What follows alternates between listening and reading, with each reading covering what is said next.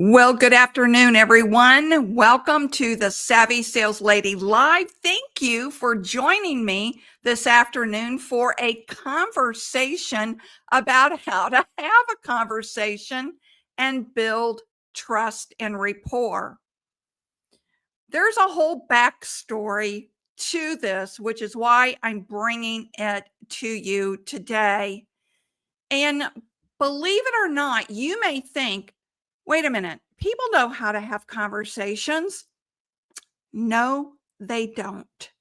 And this is becoming a common theme I'm hearing from younger sales reps who don't know how to have a conversation, don't know how to start a conversation, and really struggle to fill in that space when they go on face-to-face calls about what to say.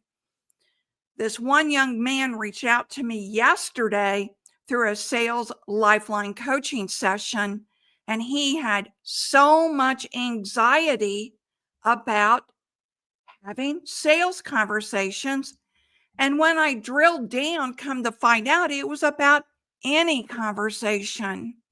So let's get into this.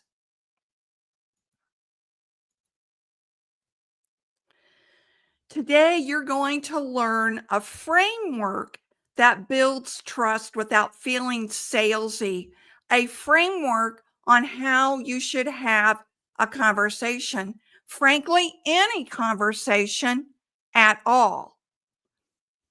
But first, let me tell you the backstory, because everyone talks, but not everyone connects. Because so often people are worried about what they're going to say next or to prove their point. So they listen to respond instead of listening to understand. So lots of people talk, but not everyone connects. How can you connect? And let me tell you a little bit about the backstory that inspired this episode. Okay. And it's the story of Jake. Meet Jake. That was me yesterday talking to Jake on a Zoom sales lifeline coaching call. And for his privacy, I blanked out his face, obviously, but he was fresh out of college. Jake was great with product knowledge. He knew his product inside and out, but he froze up when he went into client meetings. He just didn't know the art of conversing. He admitted to me, I seriously don't know how to have a conversation without it feeling forced or salesy. Does that sound familiar? And let me stop there. You may know to have a conversation, but you get in front of someone who intimidates you and you may freeze up. So if that happens to you, this will be good for you as well. So, whether you're in sales, networking, or just meeting new people, you'll find some value in what we're going to talk about today. And I'll lay out a simple, powerful framework that turns these awkward conversations and chats into trust building dialogues. And yes, we'll back it up with science. But first, keep in mind these younger sales reps, and if you're one of those, your world, you grew up in digital. So you grew up in text messaging that is short and these small sound bites. So to have expanded conversations, I understand why that can be difficult for you. Okay, so let's start with the basics. All right. When you're having a conversation, especially with someone you've never met before, the idea is to build rapport, right? And then the rapport starts to build trust. And trust is built through connection. And through that connection, then you can get your desired outcome, or maybe they get their desired outcome. That is kind of the flow of what you want to happen during a sales conversation, right? And here's one more tip. Don't forget to bring your personality with you. So often in sales or in any business setting, we think we have to be so watchful of our words. Now, I'm not talking about using slang or cussing or anything like that. I believe in a business situation that's not appropriate. But bring your personality, absolutely. Don't try to be this other person that you're not. Don't try to be so serious. That's what I'm trying to say. So, a good conversation, too, this is another tip to keep in mind. It isn't about dominating the talk, it's about creating a flow that makes other people feel heard, valued, and connected. This is especially crucial when meeting someone for the first time, like I said in the beginning, like in a sales call or a networking event. And Jake had problems when he had to go and meet with a prospect or a client face to face. That's when he froze up. So the goal is always, as I told him, to build rapport and trust. And research shows that rapport equals mutual understanding, and it leads to what? Openness and stronger outcomes. All right. Let's talk about the framework next. All right. The framework I'm going to share with you is the 5 key elements of ask questions, listen actively, paraphrase, comment, and then loop back with another question. When we use all 5 of these together, they create a flow that feels natural, not scripted. Plus, it also shows that you're what? You're listening, you're engaged, you're interested, you're curious. It's kind of like a dance. You're leading, but you're always in sync with your partner. So, in the sales conversation or in any kind of a conversation, you may be leading or the other person may be leading, but then you start to sink into the conversation. I hope that makes sense.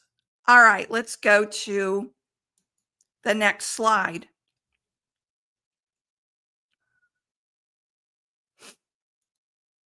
So, the first thing you want to do is you're always asking questions. Now, I don't mean interrogation like rapid fire questions.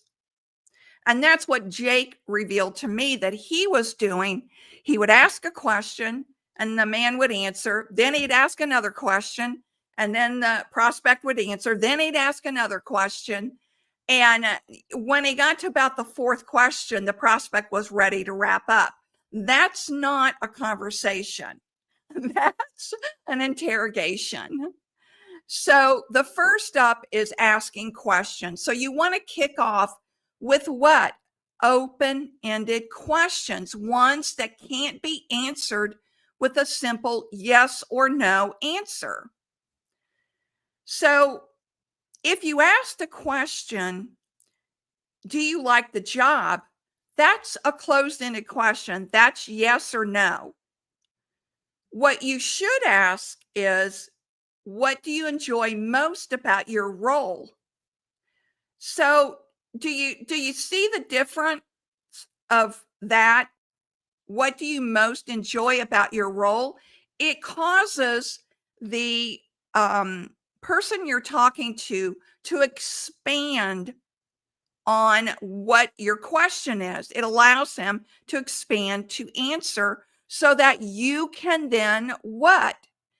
Either empathize or comment back. That's the flow, again, that we're talking about. Okay, because if you know, I'm sure you know this, open-ended questions invite people to share more information. And the more you get the other person to talk, here's the beauty of this. The more you get the other person to talk, the more they feel like they can trust you and open up to you. And you can make them feel valued right away because you're actively listening. And that's the next step, believe it or not, actively listening. So, how can the other person tell you're actively listening? Well, you're giving them eye contact, you're not interrupting them, and you have tuned out distractions. So, you fully focused on them. Like they're the only person that you know, they're the only person in the room. This is especially important when you're in an environment where there's a lot of people, maybe a dinner party, maybe a networking event, maybe a conference that you're attending. And there's all these people around and there's all this noise going on. If you can zero in on them with eye contact, really lean in to listen to them and tune out the distractions, you will make that person feel valuable because you're making them the center of your attention in that moment. So, what does listening actively mean? It's not passive nodding. All right. It means real engagement. It means maintaining that eye contact, avoid interrupting, and tuning out all the distractions. Now, a nod when you are speaking to someone maybe who has been a little long-winded, you might nod to acknowledge to let them know you are listening. But don't mistake nodding as real engagement. It is not. It's just letting them know that you're with them. You're right there with them in the conversation. And research shows active listening, it reduces defensiveness and it boosts well-being. And for Jake, this was a turning point for him. He realized listening wasn't waiting for his turn to what? Pitch. Okay. Now, let's go to how to paraphrase. All right. So you ask the question, what do you enjoy most about your role? And the other person is explaining what they enjoy in their role. Now, to show that you've heard them, what you should do is rephrase what they said in your own words to confirm the understanding. So you can say something like, so it sounds like you're frustrated with the system's downtime. They may have expressed that they were frustrated in that new role with the system's downtime. So what does this show? It shows you've processed the message that they conveyed to you. And studies prove that paraphrasing validates emotions, reduces misunderstanding, and builds trust. Okay. Now, let's keep going.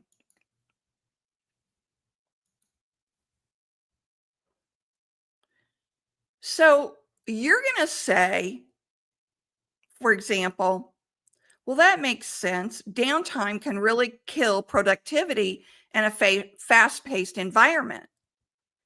So you see, there's no questions. There's a paraphrase. They answered. And you've come back with another thoughtful comment. That makes sense. Downtime can really kill productivity in a fast-paced environment. This shows you're engaged. You're just not hearing. Communication research calls this reflective listening. It keeps energy positive and collaborative.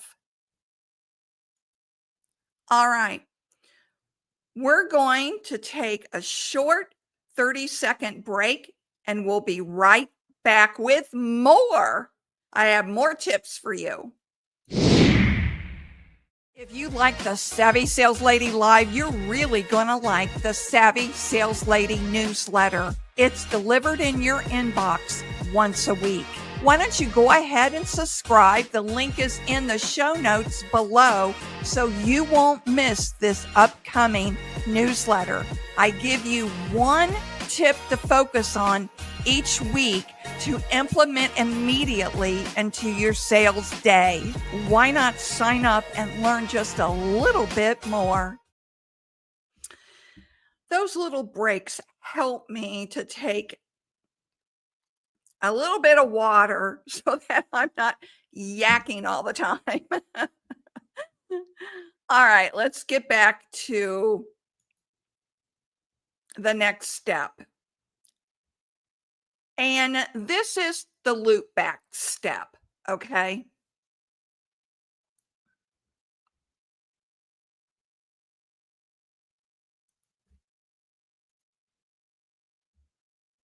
This is the loop back step. Use the response however they responded to you when you said, that makes sense, downtime can really kill productivity in a fast-paced environment, and they responded to you. Now you're going to loop back with another question now, okay? So you'll use their response as a pivot. How has that downtime affected your team's goals? Now, that would actually be a natural question to ask, right? If you're curious and interested in that prospect. And this keeps the flow going and deepens the connection. The cycle is ask, listen, paraphrase, comment, and then ask again. And that's what keeps the momentum going in the conversation. So here we are, the 5-step conversation loop. Question, listen, paraphrase, comment, then question again. Okay? Now, sometimes if I know this person that I'm prospecting, I might change this a little bit because I've already established rapport. I've already established trust. So I may question, listen, then comment, and then question again. I may do that. with people that I know. So keep that in mind too. Like I said, this is a natural rhythm. This is a natural rhythm. All right. Let's get back to Jake. For Jake, this 5-step framework was a game changer for him. He texted me this morning and said, "Thank you, thank you, thank you." He went from awkward monologues to trust building partnerships. And that's why I wanted to make this Savvy Sales Lady live about this, because I'm sure Jake's not the only one out there that's struggling with this. I have run across this with other sales teams who have younger sales reps that are in their 20s, especially. And Jake was so thankful that I helped him with this, that he wants to commit to more sales coaching sessions as well, because this one little game changer worked for him. Now, keep this in mind that the science backs this up totally. Rapport increases openness. Active listening boosts well-being, and paraphrasing builds trust. So these aren't just ideas. They're proven in studies on communications and negotiation. So here's what I want to offer to you. Practice makes perfect. Start small. Start by having a coffee chat with someone that you know, or make a sales call that will be a little more comfortable for you. But practice all of this before you go and talk to the big players that you want to close. Have a coffee chat. Here's something that I've always done. When I'm trying out a new strategy in conversation building, I always have my son for dinner and I practice on him and see how that flow of conversation goes. And I'll tell you another good place to practice this, and that's in networking. Practice it in networking too, because in networking, you're only there to meet people. You're not there to sell. You're only there to meet people. Okay. So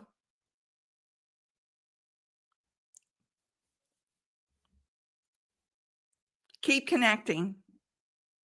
When you master conversations, you master sales. I mean, truly, it all boils down to that. Like, subscribe, share your wins in the comments below. And I'll see you Thursday for the next Savvy Sales Lady Live. Thank you for joining me. I know you could be anywhere, but you're here with me today. I really appreciate it. And remember, stay savvy.